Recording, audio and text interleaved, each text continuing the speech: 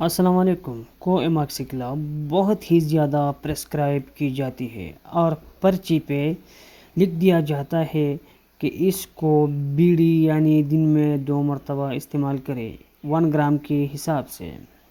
کیا آپ کو معلوم ہے اگر اس کو TDS لیا جائے تو کیا ہوگا؟ یہ کنسنٹریشن ڈیپینڈنٹ ڈرگ ہے اور فریکوینٹ لینے پر یہ اچھا کام کرتی ہے۔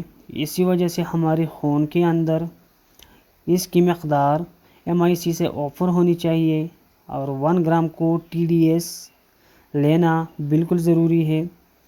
اس سے آپ کو ڈائریا اور گیسٹرک ایریٹیشن ہو سکتی ہے۔ اس لیے اب ہمیں کیا کرنا چاہیے، سوچنے کی بات ہے۔